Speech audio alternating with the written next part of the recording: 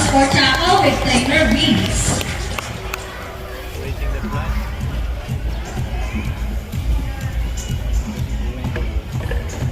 Hello everyone, welcome to Manila Ocean Park All-Star Bird Show with me, Trainer Regine. Now, here's an object that I will hide under one of these three silver cups. So where do you want me to put this object? On your left, on your right, or here in the middle? Which side? Left, right, or middle?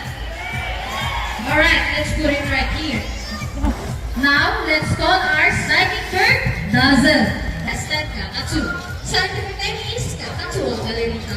Common inhabitants are open woodlands and forest areas along the east coast of Australia. They are very loud bird and can mimic almost any sound. Eats nuts, fruits such as durian, papaya, and rambutan. And they also love corn. Now guys, do you think Dazzle has the ability to find the hidden object? Well, if yes, then say, you can do it, Dazzle! Go, Dazzle, find the hidden object for us.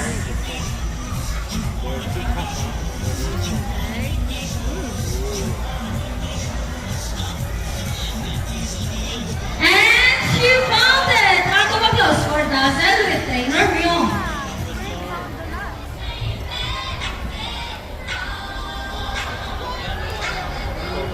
Now, our next featured birds are just like any married couple. Monogamous, meaning they will be mates or partner for life. Pretty romantic, right? But, as any couple will attest, in a relationship, there will always be battle.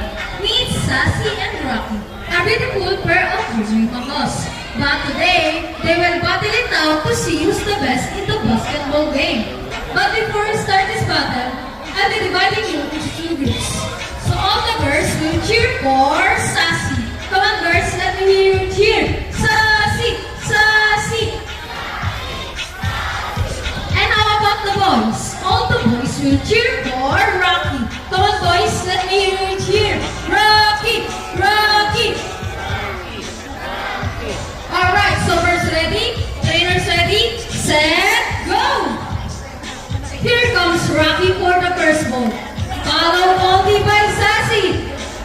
And second ball for Rocky. And it's a time for the last ball. Who's gonna win? And Rocky wins! Trainer Vina, what can you say about that? You lose this time.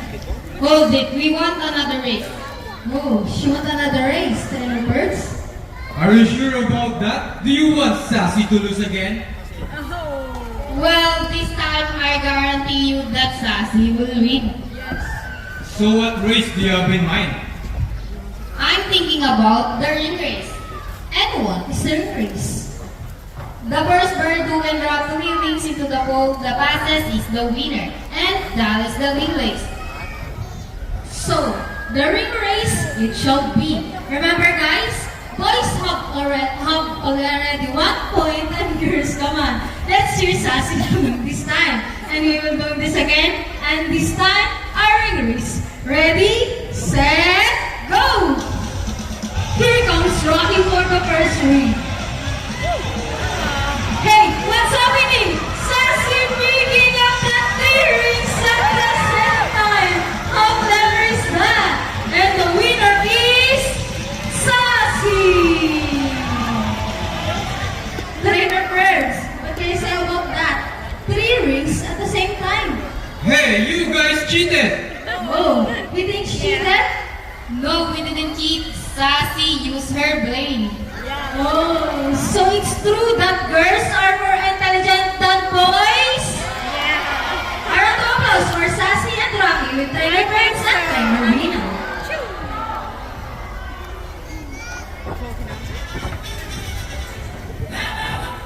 Parrots are particular are known to be intelligent and perceptive. That's why we continue to enhance their skills and not get bored. So here is Sassy once again. Sassy is going to show us how intelligent she is by putting the shape back into the correct slot. Just like Sassy, green mammals from South America and they're the dental giant of the parrot family. It is because they are the second largest next to the hyacinth mammals. They can grow up to 9 92 centimeter length and can live up to 8 years old. Scientific name is Arachloraptera. They usually feed on seeds, nuts, so minerals along their river banks. And for the last shape, come on, sassy girl. And there you go, intelligent right? Round of applause for Sassy with trainer Bina.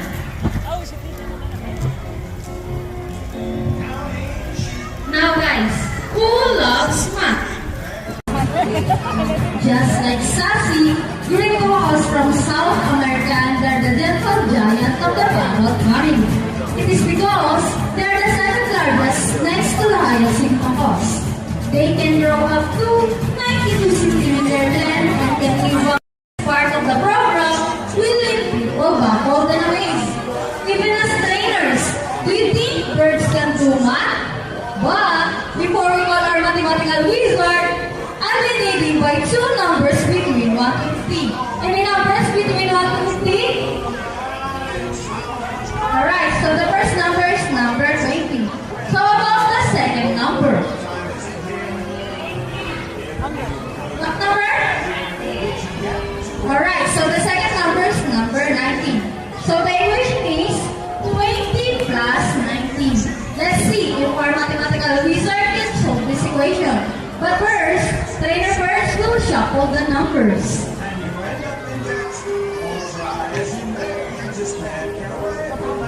Now let's call our hybrid macaw, Rocky. Wow, Rocky, what a beautiful entrance. Trainer first, is Rocky ready? Go Rocky, solve the equation for us.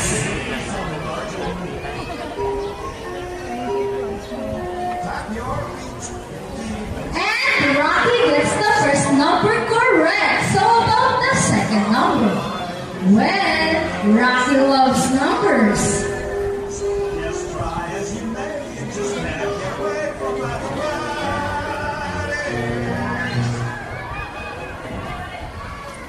And he gets the number 9. So 20 plus 19 is equal to 39. Round of applause for Rocky with trainer first. So this time, we need an adult volunteer with 500 peso bill. Anyone who wants to be a lucky volunteer for today? Just raise your hands up and we will choose one. We need 500 peso bill. Come on guys. Anyone?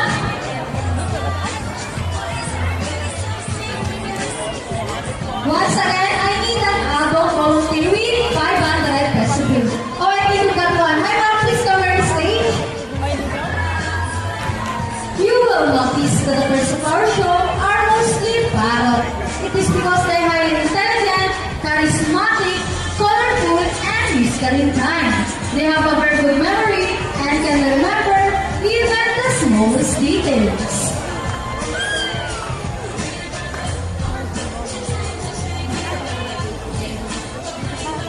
You are the volunteer.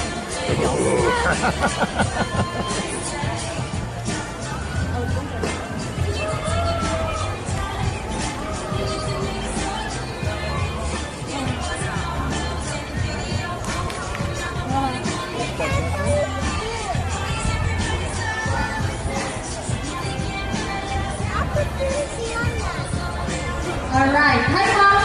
Welcome to the ocean park. Mom, what is your name? Yopia. How about a round of applause for our volunteer? Hello everybody. Are you following this way? Now mom, all you have to do is stand right here and face it this way and extend your left arm just like this. As I put your money between your fingers. Mom, do you have any idea what will happen next? Okay, let's see. Now, let's call our money bird, Buddy. Buddy is also our lulican athlete. Scientific name is Kakatsuo molescensis. These birds can be found in eastern Indonesia and are the largest among the white cockatoos. Could be, yeah. Yeah, could be. Buddy flies over. And he gets the money and flies back. And I think Buddy just donated the money. A round of applause for our donor. Before you go, I have a question for you. Did you know that Manila Ocean Park is also a rescue center for birds? No, but all your money will go along the way and our very, very grateful. You may now go back to your seat and enjoy the rest of the show. How about 1,000 pesos this time? No more? Mom, excuse me. Mom? Mom, excuse me. Are you okay?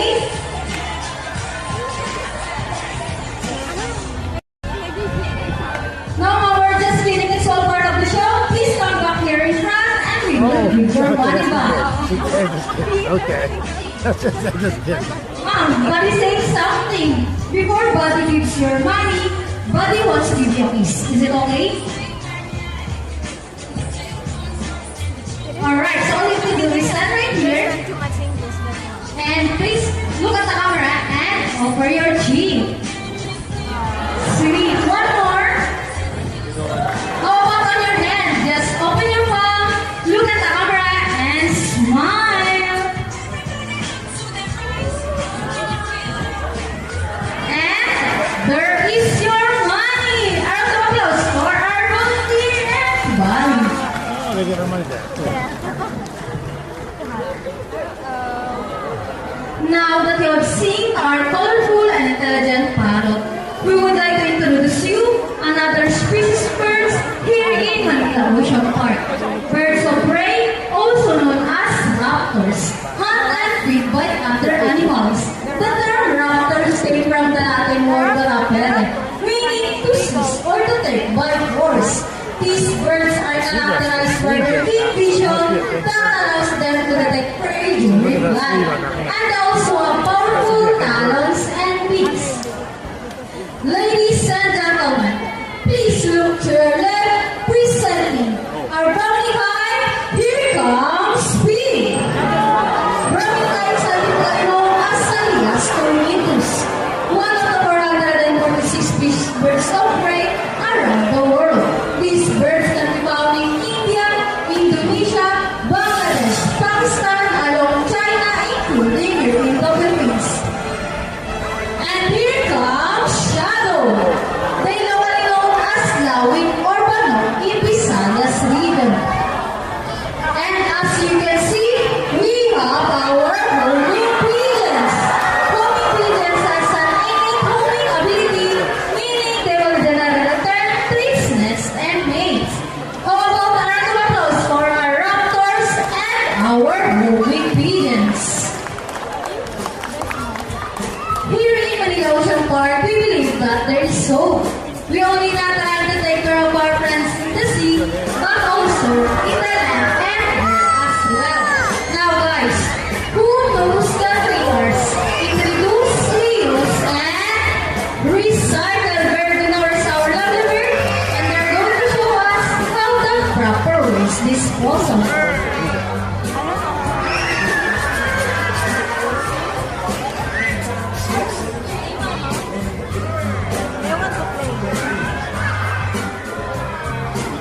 See, if our lovely birds can do it, so can we. Ladies and gentlemen, we hope all of you enjoy our show. Are the birds spectacular? Well, in our own way, no matter how small the efforts, let's take action in saving them from all exploitation and even extinction.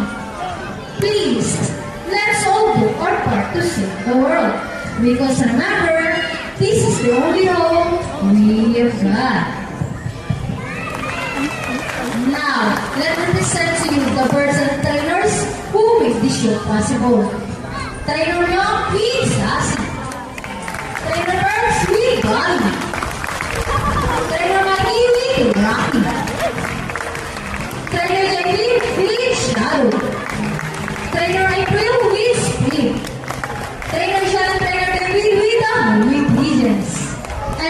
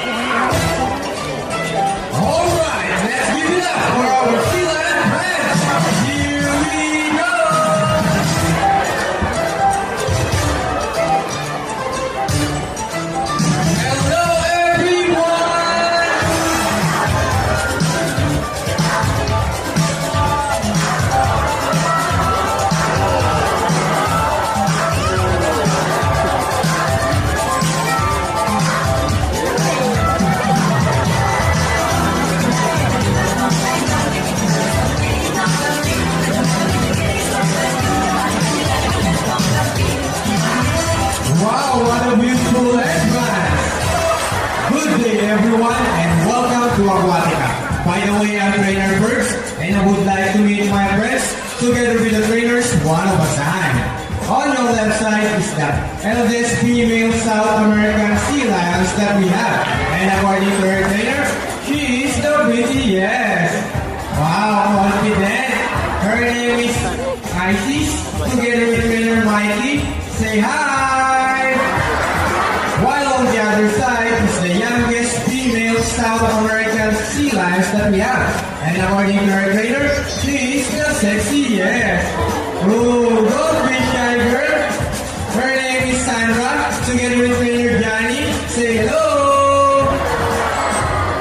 Now, let's continue. So guys, do you have any idea why they're called fleet of feathers pulling marine mammals? Any idea? Do they have feathers? Well, let's ask them. Hey ladies, do you have feathers? The answer is no. It's actually because of their broad flippers, which are shaped like a bird's wing. See those? The term pinniped may be also translated as wing-footed, since their flipper look somewhat like wings. In fact, they appear to be flying underwater as they swim from place to place. Right, ladies? And you know, they are often mistaken as a seal because they look very much alike. But some differences between a seal and a sea lion is the fact they have bigger front flippers. And they can also turn their back flippers, something seals cannot do. As a result, they can walk upright while on land. And that's the fine demonstration. How about a round of applause for sea lion friends? And you know what, guys? They have this long and flexible neck. How flexible? Well, check this out. So flexible, right? How about another round of applause for sea lion friends? As you can see, their bodies cover the thin coat of short coarse hair, and their whiskers help the sea lion's sense of touch. They contain nerve fibers which make them sensitive. Wow, nice smile. Hey!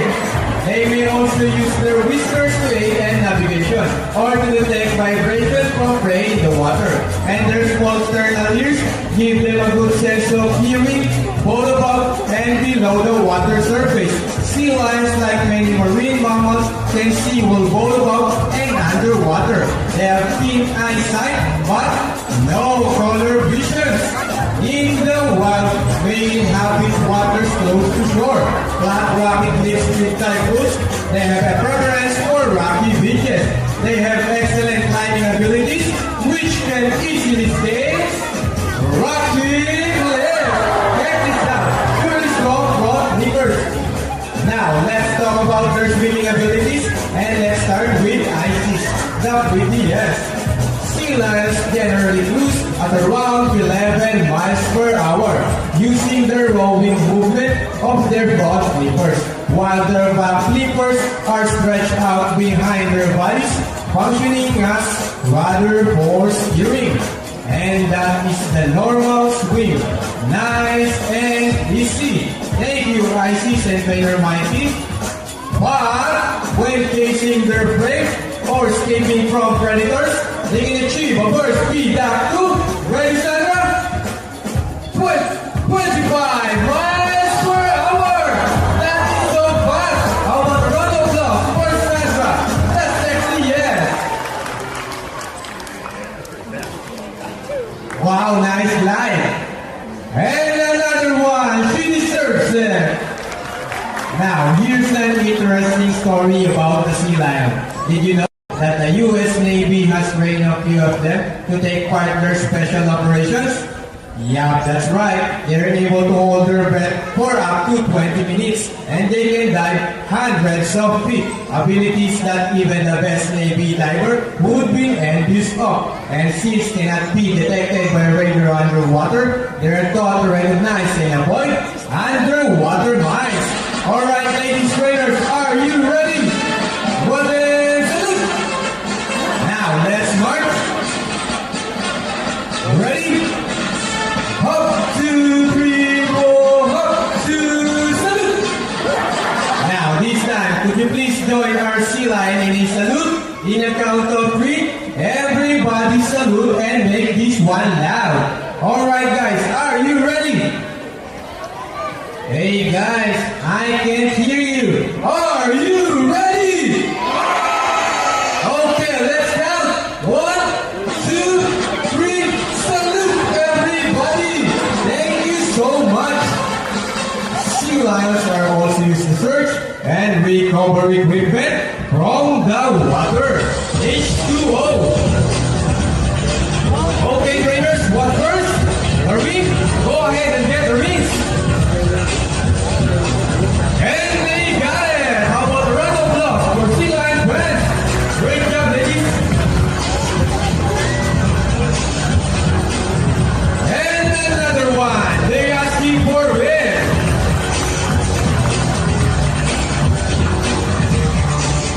So trainers, what next? The ball? How do you think they get the ball? It's a ball balance. Careful, ladies. Almost there. Steady and fantastic. How about a round of applause for Sea Lion friends? Excellent work, ladies. Now this time, would you love to see a dance number from our Sea Lion friends? Hey guys, where's the energy? Would you love to see them dance? Well, hear it, maestro!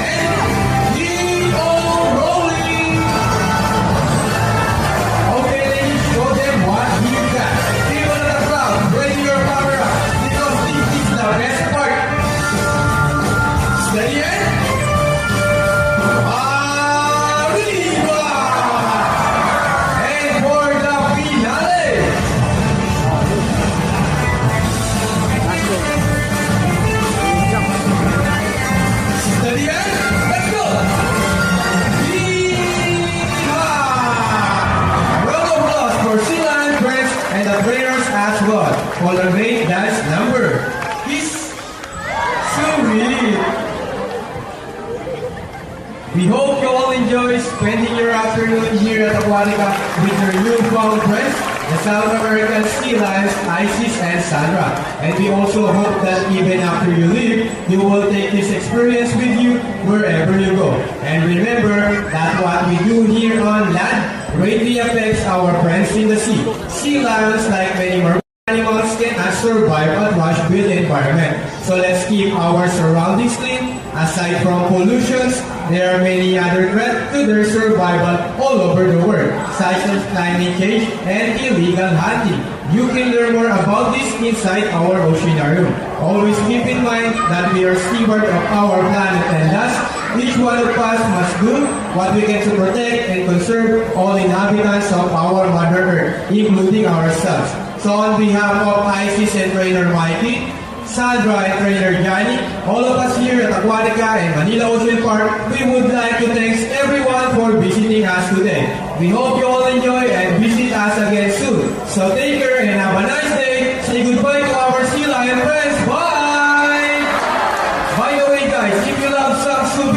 pictures with sea lions and birds, please approach our friendly photographer at the exit area. And again, thank you for watching!